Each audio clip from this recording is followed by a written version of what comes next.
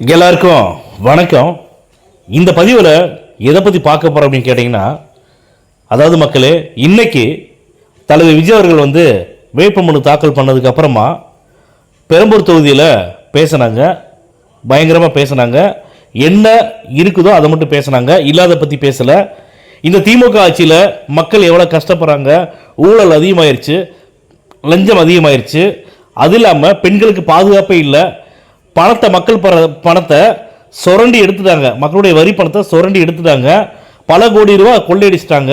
கொள்ளையடிக்கிறது மட்டும்தான் திமுக வேலை அப்படிங்கிறத தெளிவாக சரியாக விஜய் அவர்கள் பேசினாங்க.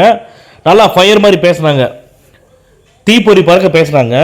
அதுக்கப்புறமா கொளத்தூர் தொகுதிக்கு வரும்போது பார்த்தீங்கன்னா, கொளத்தூர் தொகுதியில் அவரால் வரவே முடியல. ஏன் வில்லிவாக்கத்தில் இன்னைக்கு பிரச்சாரத்தை ரத்து பண்ணனாங்க அப்படின்னு கேட்டிங்கன்னா, ஏற்கனவே கொளத்தூர் தொகுதியில் அந்த மக்கள் ஏற்கனவே அங்கே நிறைய பேர் நின்று இருந்தாங்க.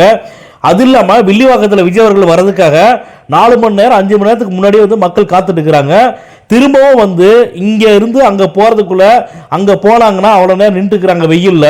திரும்பவும் கரூர் மாதிரி அசம்பாவிதம் வந்துட போகுது அப்படின்னு சொல்லிட்டு தெளிவாக அவங்க அறிக்கை கொடுத்துட்டாங்க. எங்களுக்கு போலீஸ் பாதுகாப்பு சரியில்லை, மக்கள் எங்களை பார்க்க தான் வராங்க, தலைவரை பார்க்க வராங்க, தலைவருடைய முகத்தை பார்க்க வராங்க, ஆர்வமாக வராங்க. எங்களுடைய கட்சி தொண்டர்களெல்லாம் தாண்டி, கட்சி நிர்வாகிகளெல்லாம் தாண்டி பொதுமக்கள் அவ்வளோ ஆர்வமாக இருக்காங்க விஜய் அவர்களை பார்க்கறது.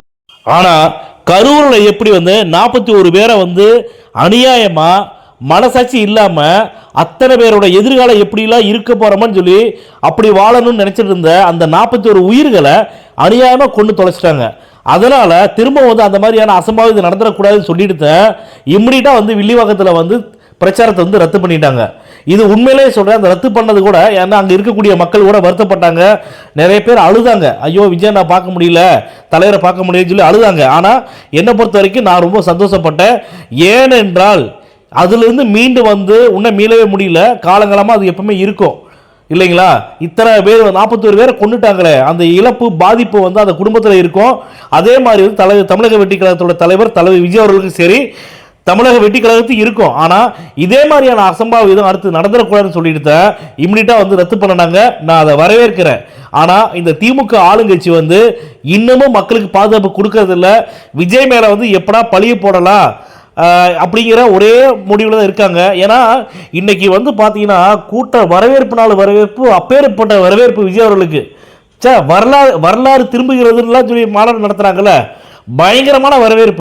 நான் ஏற்கனவே ஒரு பதிவில் சொல்லியிருந்தேன், விஜய் அவர்களுடைய புரட்சியும் தமிழக மக்களுடைய எழுச்சியையும் 2026 பார்க்க போறீங்கன்னு சொன்னேன்.